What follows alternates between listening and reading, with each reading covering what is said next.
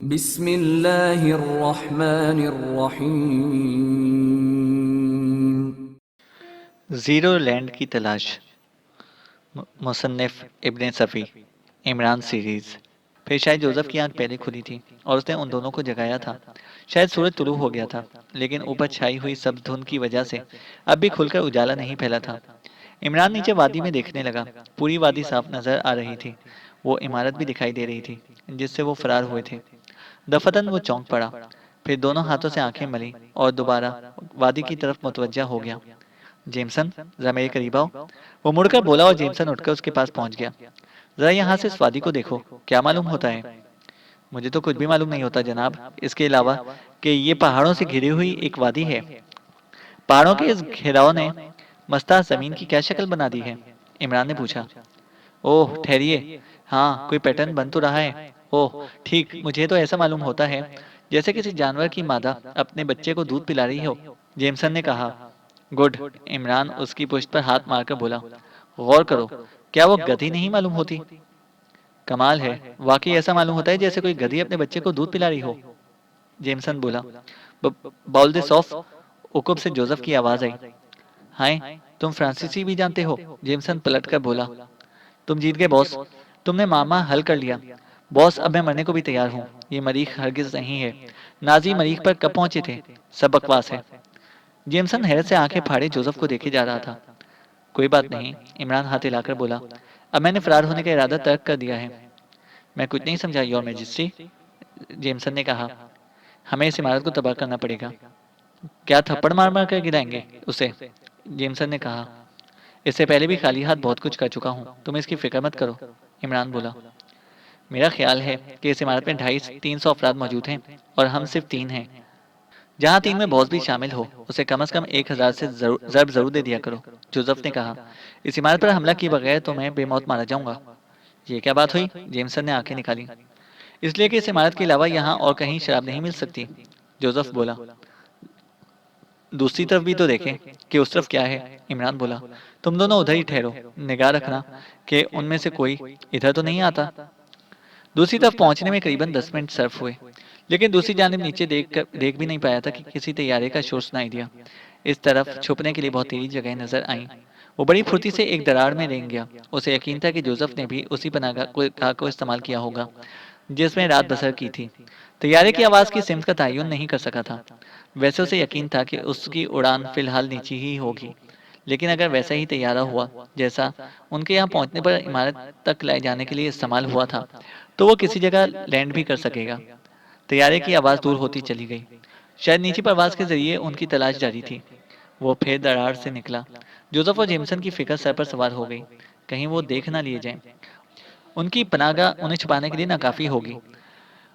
اس رخ سے دیکھ لیے جانے کا خدشہ تھا جدھر سے وہ قدرتی سائبان میں داخل ہوئے تھے۔ وہ تیزی سے اس طرف بڑھتا رہا۔ طیارے کی آواز بہت دور سے سنائی دے رہی تھی، شاید وہ پوری وادی کا چکر لے رہا تھا۔ زیادہ تیز رفتار بھی نہیں معلوم ہوتا تھا۔ ہو سکتا تھا وہی طیارہ ہو جس کے پر پرندوں کی طرح ہلتے تھے۔ بالآخر عمران اپنی پناہ گاہ تک پہنچ گیا جہاں وہ دونوں اس کے منتظر تھے۔ ہماری تلاش شروع ہو چکی ہے، عمران نے کہا۔ جلدی سے نکل چلو، میں نے چھپنے کے لیے ایک اچھی سی جگہ تلاش کر لی ہے۔ جوزف نے اس طرح پلکیں جھپکائیں جیسے کچھ سمجھ میں نہیں آتا ہو، پھر جمائی کے لیے بھار سا منہ پھیلا دیا۔ شراب کی طلب نے اس کے چہرے پر بیزاری بکھیر دی تھی۔ دوسری پناہ گاہ کی طرف بڑھتے وقت وہ خاصا سست نظر آ رہا تھا۔ ارے کیا دم نہیں ہے پیروں میں؟ عمران چھنچھلا کر بولا۔ پتہ نہیں کیا ہو گیا ہے باس، جوزف بڑبڑا کر رہ گیا۔ طیارہ شاید پھر پلٹ پڑا تھا، لیکن جہاں بھی تھا وہاں سے انہیں نظر نہیں آ رہا تھا۔ جوزف کی رفتار میں بھی کسی قدر تیزی آ گئی تھی، اور وہ کسی نہ کسی طرح اس آڑی دراڑ تک پہنچ ہی گئے جس سے چھپ جانے کے بعد وہ کسی زاویے سے بھی نہیں دیکھے جا سکتے تھے۔ اس بار طیارہ ان کے اوپر سے گزر گیا، لیکن وہ بہت پہلے اس دراڑ میں پناہ لے چکے تھے۔ تھوڑی دیر تک کوئی کچھ نہ بولا، پھر عمران نے کہا۔ فی الحال شاید ایک ہی طیارہ استعمال کیا جا رہا ہے، دوسرا میں نے ابھی تک دیکھا نہیں باس، جیمسن نے کہا۔ دوسرے سے کیا مراد ہے؟ مطلب یہ کہ میں نے یہاں صرف وہی ایک طیارہ دیکھا ہے جو آپ لوگوں کو اس عمارت میں لایا تھا، جیمسن نے بتایا۔ دوسری طرف کیا ہے باس؟ جوزف نے بھرائی ہوئی آواز میں کہا۔ ابھی تک دیکھ ہی نہیں سکا، عمران بولا۔ دوسری طرف بھی انہی لوگوں کا راج ہوگا، جیمسن نے مایوسی سے کہا۔ طیارے کی آواز دور ہوتی جا رہی تھی۔ عمران نے کسی قدر ابھر کر دراڑ سے جھانکا۔ طیارہ بلا شبہ پہاڑی کے اوپر کی فضا میں پرواز کر رہا تھا۔ کچھ دور جا کر اس نے اسے اپنی ہی جانب مڑتے ہوئے دیکھا اور پھر سر نیچے کر لیا۔ پیچھا ہی نہیں چھوڑتا مردود، وہ آہستہ سے بڑبڑایا۔ خالی پیٹ کوہ پیمائی کرنی پڑی تو مزہ آ جائے، جیمسن بولا۔ آپ چاہیں تو واپس جا سکتے ہیں گورنر صاحب، عمران نے کہا۔ ارے اب گورنر کہاں رہا، معزول کر دیا گیا ہوں آپ کی محبت میں۔ ابھی تک تو اس کی یہ حرکت میری سمجھ میں ہی نہیں آئی، عمران بولا۔ آخر آپ کو کیا واقعہ پیش آیا تھا؟ وہی جو آپ کو پیش آیا تھا، وہ ہم تینوں کو ٹرانسمٹ ہی کرنے کے لیے تو غار میں لے گئی تھی۔ جی ہاں، مجھ سے تو یہی کہا تھا۔ عمران کچھ نہ بولا۔ طیارہ پھر ان کے اوپر سے گزر گیا۔ میرا خیال ہے کہ یہاں ہماری موجودگی محسوس کر لی گئی ہے، عمران آہستہ سے بولا۔ محض غلط فہمی کی بنا پر ایسا ہوا، جیمسن بڑبڑایا۔ کیا مطلب؟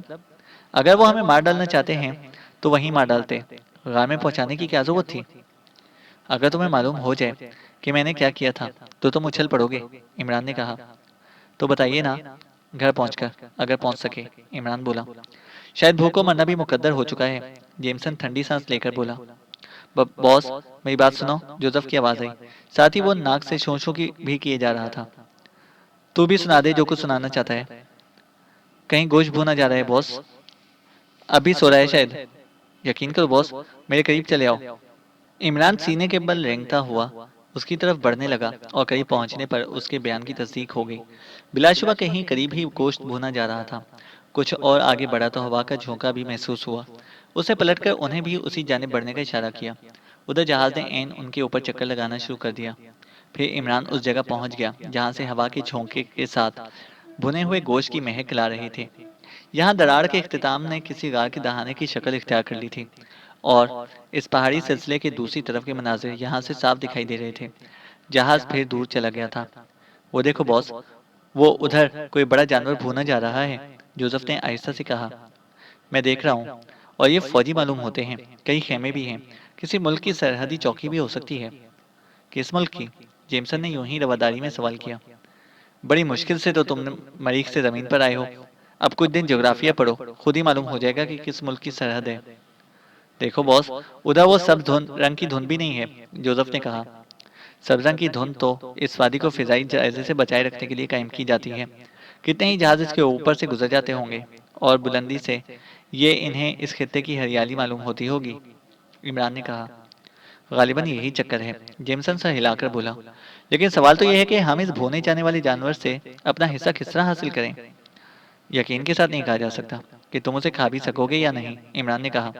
ذبیحہ تو نہیں ہو سکتا۔ جیمسن اس طرح منہ بنا کر رہ گیا جیسے یہ ریمارک گراں گزرا ہو، لیکن کچھ نہیں بولا۔ اچانک وہی جہاز جو کچھ دیر پہلے ان کے سروں پر منڈلا رہا تھا، سامنے سے آتا دکھائی دیا، پھر خیموں کے اوپر پہنچ کر معلق ہو گیا، اور چند لمحے اسی پوزیشن میں رہ کر نیچے اترنے لگا۔ خیموں کے قریب ہی اس نے لینڈ کیا۔ اوہ، تو یہ فوجی بھی انہی کے ساتھی ہیں، جیمسن بولا۔ طیارے سے دو آدمی اتر کر ایک خیمے میں گھس گئے۔ عمران خاموشی سے دیکھتا رہا، پھر وہ کسی قدر ترچھا ہو کر بائیں جانب دیکھنے لگا، پھر آہستہ سے بولا۔ اگر ہم تھوڑی سی محنت کر سکیں تو ان خیموں کے عقب میں پہنچیں گے۔ ہاں، ادھر ایسی چٹانیں موجود ہیں، لیکن پہنچیں گے کس طرح؟ ہر حال میں دیکھے لیے جانے کا خطرہ ہے۔ اس کے لیے ہمیں ادھر جانا ہی پڑے گا جہاں سے چلے تھے۔ اب تو بھوک کے مارے دم نکل رہا ہے میرا، جیمسن بڑبڑایا۔ نہیں نہیں، گورنر ہی چھینی ہے، ایسا ایسا سب ٹھیک ہو جائے گا، عمران ہنس کر بولا۔ آخر آپ کرنا کیا چاہتے ہیں؟ میں یہ چاہتا ہوں کہ مرنے سے پہلے اس عمارت کو تباہ کر دوں، جس ساری دنیا کو خطرہ لاحق ہو سکتا ہے، عمران بولا۔ میں سمجھا نہیں، جیمسن نے کہا۔ میں پھر سمجھا دوں گا، یہ وقت باتوں میں ضائع کرنے کا نہیں، آؤ۔ وہ پھر اسی طرح رینگتے ہوئے اسی مقام پر پہنچے جہاں سے دراڑ میں داخل ہوئے تھے، لیکن دراڑ سے نکلتے ہی منظر بدلا ہوا نظر آیا۔ سبز رنگ کی دھند غائب ہو چکی تھی اور اس کی جگہ سفید بادلوں نے لے لی تھی، اور پھر ایک بے حد چمکدار گولا بادلوں کے درمیان چکراتا نظر آیا اور برف باری شروع ہو گئی۔ چلو جلدی کرو، عمران مضطربانہ انداز میں بولا، پھر دراڑ میں اتر چلو۔ اب آئی شامت، جیمسن کراہا، حواس بجا رکھو، عمران نے سخت لہجے میں کہا۔ پھر وہ دراڑ میں اتر گئے اور دوسری جانب والے دہانے کی طرف بڑھنا شروع کر دیا۔ ادھر طیارے کا انجن پھر جاگ پڑا۔ دہانے کے قریب پہنچ کر انہوں نے دیکھا کہ فوجی وردیوں میں ملبوس لوگ خیموں سے نکل نکل کر طیارے کی طرف دوڑ رہے ہیں۔ دیکھتے ہی دیکھتے وہ اس پر سوار ہوئے اور طیارہ اوپر اٹھتا چلا گیا، پھر مخالف سمت میں افقی پرواز کرنے لگا۔ اس جانب بھی برف باری شروع ہو گئی تھی۔ سنو، عمران ان کی طرف مڑ کر بولا، تھریسیا نے کسی ٹھنڈے سورج کا ذکر کیا تھا، اگر یہ وہی ہے تو اتنی برف باری ہوگی کہ ہم جہاں بھی ہوں گے برف میں دب کر فنا ہو جائیں گے۔ تو یہ دہانا بھی برف سے بند ہو سکتا ہے؟ جیمسن سردی سے کانپتا ہوا بولا۔ ایسا ہی نظر آ رہا ہے، عمران نے کہا۔ اگر منع ہی ہے تو جدوجہد کرتے ہوئے کیوں نہ مرے، چوہوں کی طرح کیوں مرے؟ عمران نے کہا۔ تم بے فکر رہو باس، میں بالکل خائف نہیں ہوں، جوزف پرعزم لہجے میں بولا، اور انہوں نے باہر نکل کر نیچے اترنا شروع کر دیا۔ خیموں تک پہنچنے میں دیر نہیں لگی تھی۔ ایک ایک خیمے میں گھستے پھرے، کئی خیموں میں خاصا اسلحہ نظر آیا، ایک جگہ ایک ہلکی توپ بھی دکھائی دی، اور عمران اچھل پڑا۔ ضرور فائر کروں گا، اس نے جیمسن کی آنکھوں میں دیکھتے ہوئے کہا۔ میں سمجھا نہیں جناب، کس پر فائر کریں گے؟ اس توپ کو خیمے سے باہر نکال چلو، عمران نے کہا۔ میں کچھ سمجھ نہیں رہا، جیمسن نے اپنے بال نوچے۔ میں کہتا ہوں بکواس مت کرو، جلدی کرو، عمران بولا۔ جوزف توپ ہاتھ میں لگا چکا تھا، لیکن پھر عمران اسے روکتا ہوا بولا، نہیں، احمقانہ خیال ہے، اس سے صحیح نشانہ نہیں لیا جا سکتا، وہ بادلوں میں تیزی سے چکراتا پھر رہا ہے، میں رائفل ہی استعمال کروں گا۔ میں پھر کہتا ہوں، سوچ سمجھ لیجئے جناب، جیمسن نے کہا۔ شٹ اپ، عمران نے کہا، اور ایک رائفل اٹھا کر اس کا میگزین چیک کرتا ہوا خیمے سے نکل آیا۔ چمکدار گولا بادلوں میں بدستور چکراتا پھر رہا تھا، وہ اتنا ہی روشن تھا کہ برف کی چادر سے بھی صاف نظر آ رہا تھا۔ اس نے رائفل اٹھائی، گولے کے ساتھ ہی ساتھ رائفل کی نال بھی حرکت کر رہی تھی۔ دفتن عمران نے فائر کر دیا اور پھر قیامت ٹوٹ پڑی۔ اتنا زبردست دھماکہ ہوا تھا کہ وہ منہ کے بل گر گئے، اور پھر ایسا لگا جیسے ان پر جہنم کا دہانہ کھول دیا گیا ہو۔ پھر گرم ہوا کا اتنا زبردست جھکڑ چلا کہ خیموں کی تنابیں اکھڑ گئیں اور وہ دور تک گھسٹتے چلے گئے۔ اگر یہ لوگ پہلے سے نہ گر گئے ہوتے تو ہوا کا جھکڑ انہیں بھی اڑا لے جاتا۔ عمران کے ہوش و حواس برقرار تھے۔ اس نے رائفل اٹھائی اور اس خیمے کی طرف دوڑا جو ایک چٹان سے الجھ کر وہیں رک گیا تھا۔ جوزف اور جیمسن اس کے پیچھے آئے تھے اور ان کے ہاتھوں میں بھی رائفلیں تھیں۔ عمران نے گرے ہوئے خیمے کا ایک گوشہ اٹھایا اور اس کے نیچے چھپ کے گھس گیا۔ جوزف اور جیمسن نے بھی اس کی تقلید کی۔ برف باری رک گئی تھی اور سفید بادل بھی پھٹنے لگے تھے۔ وہ بدستور اسی گرے ہوئے خیمے کے نیچے چھپے رہے۔ فضا میں اب بھی آنچ سی محسوس ہو رہی تھی اور وہ پسینے میں نہائے جا رہے تھے۔ باس، کب تک اسی طرح پڑے رہیں گے؟ جوزف نے کہا۔ اگر تم اس عمارت کو تباہ کرنا چاہتے ہو تو اس درار تک پہنچنے کی کوشش کرو۔ مجھے وہاں ایک گرینیڈ بھی ملا تھا، ایسا گرینیڈ جسے رائفل کی نال کے آگے لگا کر بھی پھینکا جا سکتا ہے۔ آدھا سیاہ اور آدھا سرخ تو نہیں ہے؟ جیمسن نے پوچھا۔ ہاں ہاں، ایسا ہی ہے۔ بڑی خطرناک چیز ہاتھ لگ گئی ہے، اسے یہ لوگ کاسمک بلڈوزر کہتے ہیں، اور اس سے پہاڑ توڑنے کا کام لیا جاتا ہے، جیمسن نے کہا۔ تب تو وہ عمارت، عمران کچھ کہتے کہتے رک گیا۔ میں ہرگز رائے نہ دوں گا جناب، جیمسن جلدی سے بولا۔ ابھی آپ ایک نامعلوم چمکدار شے پر فائر کر کے دیکھ چکے ہیں۔ کیا حشر ہوا تھا؟ پوری عمارت میں برقیاتی جال بچھا ہوا ہے اور پتہ نہیں کن کن اقسام کے خطرناک مادوں کے ذخیرے اس میں موجود ہوں۔ اس کی تباہی سے سینکڑوں میل کا رقبہ متاثر ہوگا۔ ہو سکتا ہے کہ اسے ڈھانے کے سلسلے میں ہم خود بھی فنا ہو جائیں۔ ذرا اس پر بھی سنجیدگی سے غور کر لیجیے، جیمسن نے کہا۔ تم ٹھیک کہہ رہے ہو، میں بھی یہی سوچتا رہا ہوں، عمران بولا۔ دفتن طیارے کا شور پھر سنائی دیا اور وہ چوکنے ہو گئے۔ انہوں نے طیارے کو اترتے دیکھا۔ اس نے ٹھیک اسی جگہ لینڈ کیا جہاں پہلے اتر چکا تھا۔ وہی فوجی اس سے اترے اور ایک قطار میں کھڑے ہو گئے۔ اس کے بعد لاؤڈ اسپیکر سے عمران کو پکارا جانے لگا۔ آواز میڈیلینا کی تھی۔ وہ کہہ رہی تھی، جہاں کہیں بھی ہو ہاتھ اٹھائے سامنے آ جاؤ، تمہیں پناہ دی جاتی ہے۔ یہ ثابت ہو چکا ہے کہ قصور تمہارا نہیں تھا۔ تمہیں تشدد پر آمادہ کرنے کے لیے بے ایمان ہولڈن نے ایک ڈرامہ سٹیج کیا تھا۔ زیرو لینڈ میں انصاف ہوتا ہے، تمہیں جب بھی سزا دی گئی تو زمین پر دی جائے گی۔ مریخ پر تم ہمارے مہمان تھے، تم یہاں اس لیے نہیں لائے گئے تھے کہ تمہیں سزا دی جائے، بلکہ اپنی روایت کے مطابق ہم اب بھی یہی چاہتے ہیں کہ تم ہماری دشمنی سے ہاتھ اٹھا لو۔ اس لیے ہم تمہیں دکھانا چاہتے تھے کہ ہم زمین کی بڑی طاقتوں سے بہت زیادہ طاقتور ہیں۔ ہیلو عمران، ہیلو، جہاں بھی ہو سامنے آ جاؤ، ورنہ ہم اس پر بھی قادر ہیں کہ تم بلبلاتے ہوئے اپنی پناہ گاہ سے نکل پڑو، لیکن اس صورت میں تمہارے جسم پر بڑے بڑے آبلے ہوں گے۔ تمہیں صرف 3 منٹ دیے جاتے ہیں، غیر مسلح ہو کر سامنے آ جاؤ۔ مکاری کر رہی ہے باس، رائفل پر چڑھاؤ گرینیڈ اور طیارے پر فائر کر دو، سب ختم ہو جائیں گے، جوزف نے آہستہ سے کہا۔ نہیں، وہ جو کچھ کہہ رہی ہے وہی کرو۔ ہم نہیں جانتے کہ حقیقتاً کہاں ہیں، یہاں سے نکلنا دشوار ہو جائے گا۔ مجھے دراصل غلط فہمی ہوئی تھی۔ وہ جو کچھ بھی مجھ سے کرا چکی تھی اس کے جواز کے لیے اس عمارت سے ہمارا فرار ضروری تھا۔ اپنے لوگوں کو مطمئن کرنے کے بعد وہ پہلے بھی یہی کرتی جو اب کر رہی ہے۔ بہرحال ایک بات اچھی طرح یاد رکھنا کہ اس پر یہی ظاہر کرنا ہے کہ ہم خود کو مریخ ہی پر سمجھ رہے ہیں، زمین پر نہیں، اور اس کا ذکر قطعی نہ آنے پائے کہ ہم پہاڑ پر سے وادی کا جائزہ لے کر کسی نتیجے پر پہنچ چکے ہیں۔ میرا مطلب ہے کہ گدھی اور اس کے بچے کا ذکر ہرگز نہ آنے پائے، ورنہ ہم سچ مچ مار دیے جائیں گے۔ آخر قصہ کیا تھا؟ جیمسن نے پوچھا۔ قصہ دہرانے کا وقت نہیں ہے، بس اب میں اس خیمے کو الٹتا ہوں۔ سارا اسلحہ زمین پر ڈال دو اور ہاتھ اٹھائے ہوئے کھڑے ہو جانا۔ مکاری کے مقابلے میں مکاری ہی کارآمد ثابت ہوتی ہے۔ پھر تینوں اپنے ہاتھ اٹھائے نیچے سے برآمد ہوئے۔ انہیں طیارے میں بٹھایا گیا۔ میڈیلینا اس میں موجود تھی۔ طیارہ انہیں عمارت تک لایا۔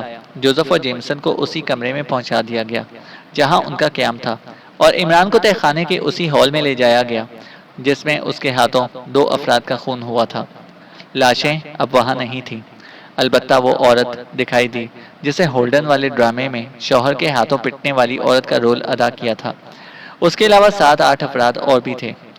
کیا اس نے زبان کھولی؟ میڈیلینا نے ان میں سے کسی کو مخاطب کیا۔ نہیں مادام، اس ایک نے جواب دیا۔ تشدد کرو، گردن کاٹ دو اس کی، ہر چند کہ مجھے سارے حالات کا علم ہو گیا ہے، لیکن میں سچی بات اس کی زبان سے سننا چاہتی ہوں۔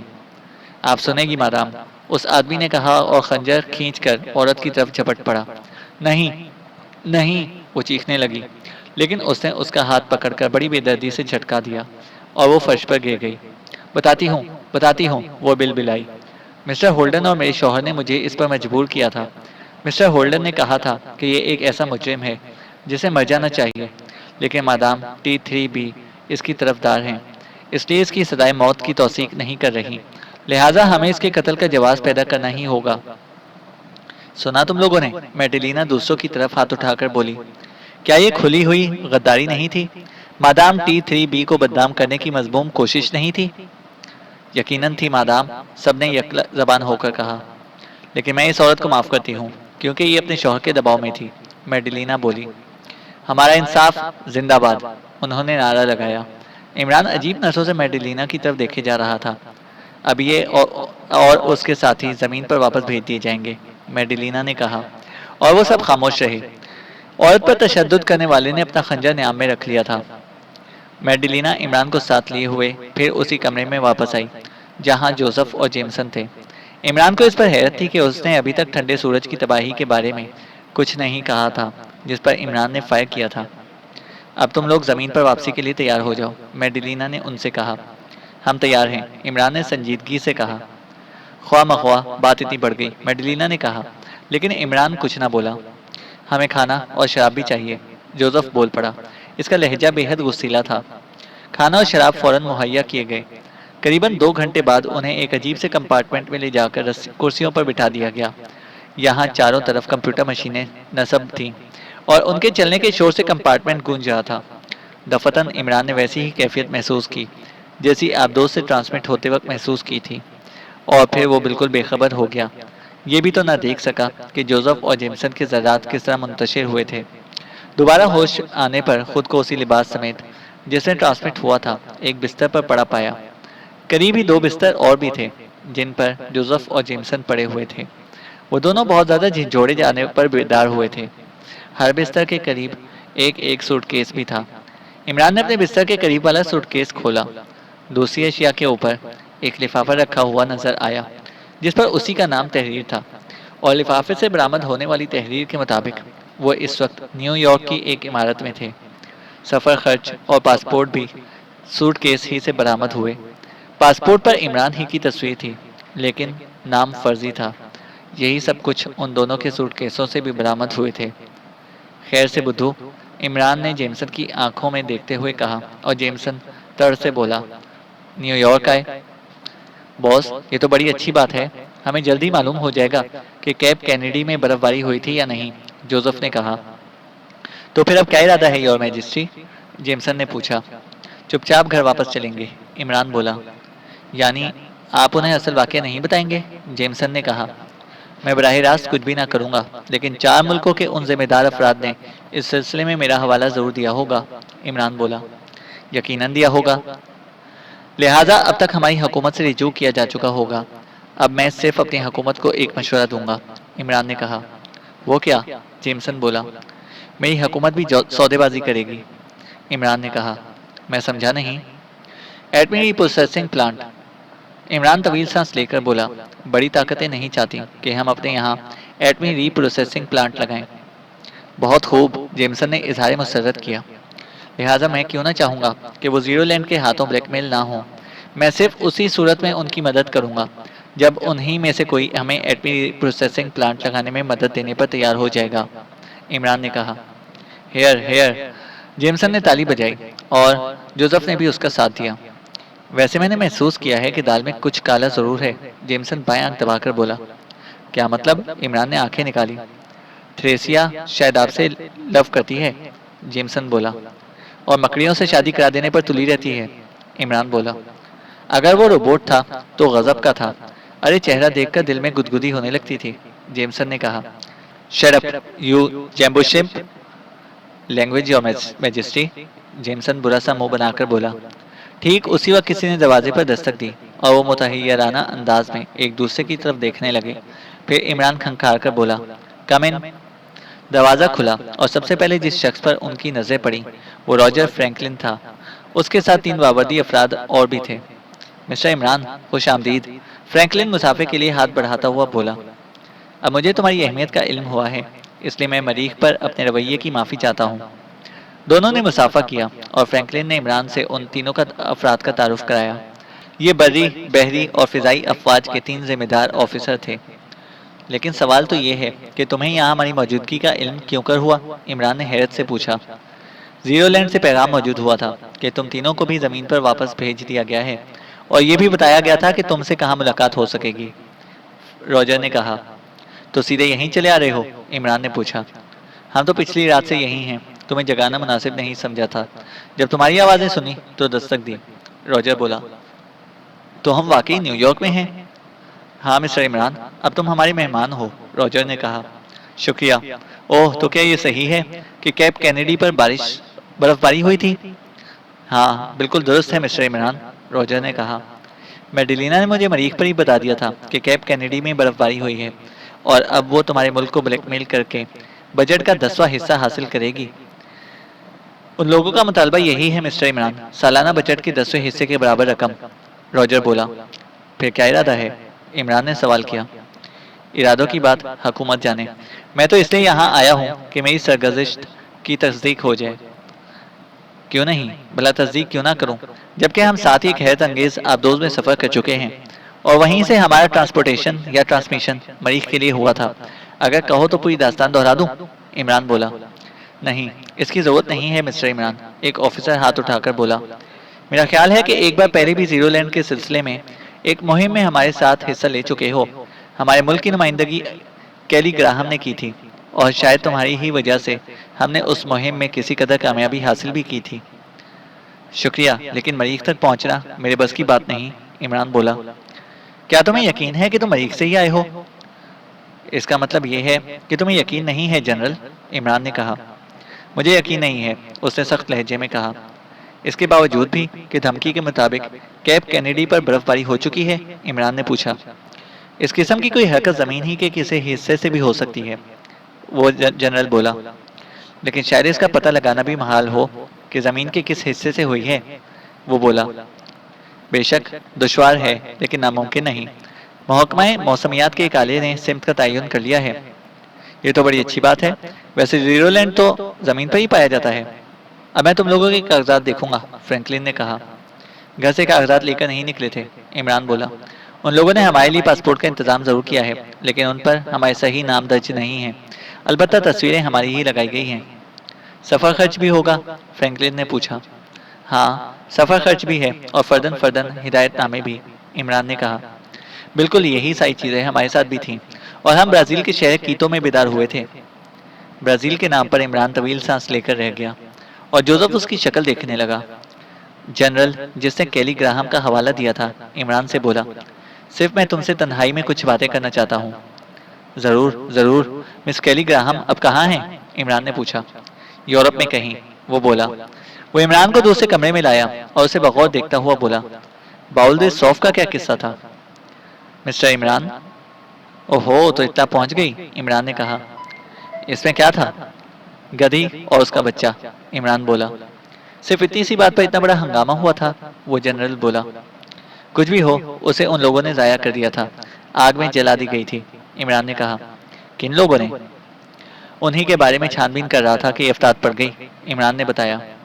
تم نے اس کی تصویریں بھی تو اتاری تھیں، وہ بولا۔ وہ بھی میرے قبضے سے نکل گئی، نیگیٹو بھی ضائع ہو گیا۔ ہمیں والد صوف نامی پینٹنگ کی ہسٹری کا علم ہے مسٹر عمران، وہ بولا۔ اچھا تو پھر؟ کہیں تم اسی کے لیے تو نہیں پکڑے گئے تھے، ورنہ ظاہر ہے کہ زیرو لینڈ کو تمہارے ملک سے کیا دلچسپی ہو سکتی ہے؟ ظاہر ہے جنرل، ہماری حیثیت ہی کیا ہے، ہم تو ایٹمی ری پروسیسنگ پلانٹ بھی حاصل نہ کر سکے، عمران نے کہا۔ پلیز پلیز، وہ ہاتھ اٹھا کر بولا، سیاست نہیں۔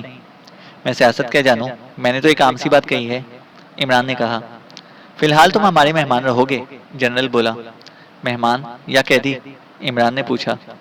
یہ بات نہیں ہے، ہم نہیں چاہتے کہ تم مخالف کیمپ کے ہاتھ لگ جاؤ، وہ بولا۔ اگر لگ بھی گیا تو کیا ہوگا؟ وہ لوگ تمہیں اپنی مشینوں کے حوالے کر کے ادھیڑ ڈالیں گے، اس نے کہا۔ اور تم کیا کرو گے؟ عمران نے پوچھا۔ ہمارا رویہ دوستانہ ہوگا۔ لیکن ادھیڑو گے تم بھی؟ عمران نے سوال کیا۔ تمہارا لہجہ طنزیہ ہے مسٹر عمران، جنرل نے مسکرا کر کہا۔ کیا باؤل صوف کی پینٹنگ میں تم نے کچھ تلاش کرنے کی کوشش بھی کی تھی؟ نہیں جنرل، میں بہت جلدی میں تھا، کیونکہ وہ تصویر انٹر سروسز انٹیلیجنس والوں کے حوالے کرنی تھی، اس لیے اس کے فوٹوگراف لیے تھے، لیکن وہ بھی ہاتھ سے نکل گئے۔ جنرل تھوڑی دیر تک کچھ سوچتا رہا، پھر بولا۔ اچھا مسٹر عمران، ہم اس سلسلے پر مزید گفتگو کریں گے۔ میرا خیال ہے کہ مجھے جلد یہاں سے روانہ ہو جانا چاہیے، عمران نے کہا۔ نہیں مسٹر عمران، اتنی جلدی نہیں، اسے مت بھولو کہ تمہارے پاس جعلی پاسپورٹ ہے، اگر تم نے ہم سے تعاون نہ کیا تو پریشانی میں پڑو گے، جنرل بولا۔ ہاں یہ بات تو ہے جنرل، عمران نے سر ہلا کر کہا۔ سمجھدار آدمی ہو۔ وہ پھر اسی کمرے میں واپس آ گئے جہاں دوسرے لوگ تھے، اور جنرل نے فرینکلن کو چلنے کا اشارہ کر کے عمران سے کہا، تمہیں یہاں اس کے علاوہ اور کوئی تکلیف نہیں ہوگی کہ باہر نہیں نکل سکو گے؟ میں سمجھتا ہوں جنرل، عمران نے کہا۔ جس چیز کی ضرورت ہوگی فراہم کر دی جائے گی، باہر مسلح آدمی موجود ہیں، بس گھنٹی کا بٹن دبا دینا اگر کسی کو طلب کرنا ہو۔ فی الحال ناشتے اور میرے ملازم کے لیے شراب کا انتظام کرنا ہوگا۔ یہاں سب کچھ موجود ہے مسٹر عمران، جنرل نے کہا۔ بہت بہت شکریہ جنرل، عمران نے اظہار مسرت کرتے ہوئے کہا۔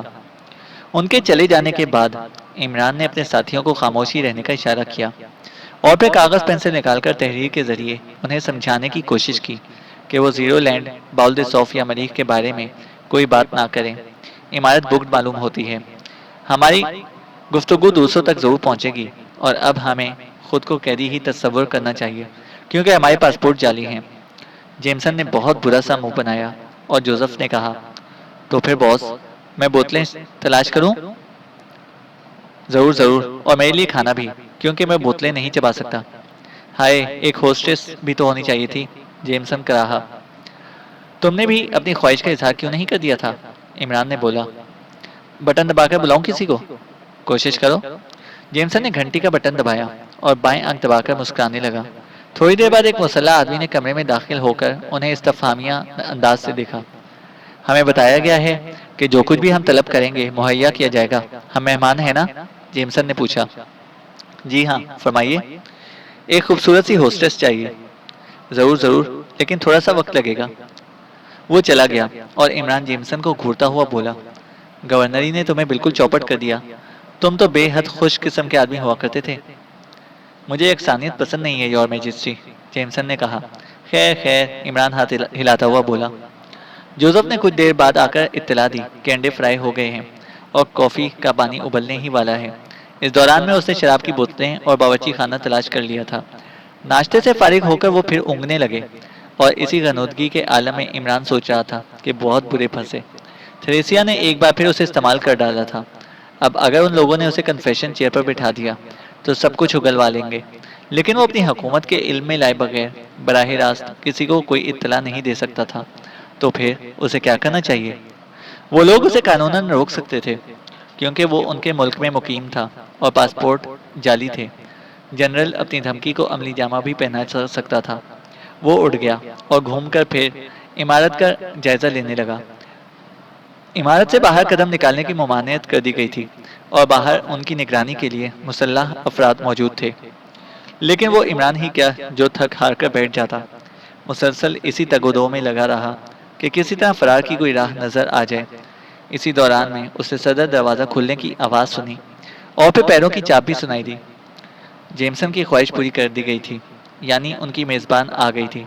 عمران کو دیکھ کر اس نے ہیلو کہا اور عمران کو بھی خوش اخلاقی کا مظاہرہ کرنا پڑا۔ جوان العمر اور بے حد دلکش عورت تھی۔ تمہیں زیادہ انتظار تو نہیں کرنا پڑا؟ اس نے عمران سے پوچھا۔ کچھ ایسا زیادہ بھی نہیں، عمران نے احمقانہ انداز میں کہا۔ شاید جیمسن کی اونگتی ہوئی سماعت تک بھی اس کی زندگی سے بھرپور آواز پہنچ گئی تھی۔ وہ ایک دم کمرے سے نکل پڑا۔ چاند کی کرن میں جان پڑ گئی ہے، اس نے مسکرا کر کہا۔ شکریہ، میں پسند آئی تمہیں؟ وہ بولی۔ بہت زیادہ۔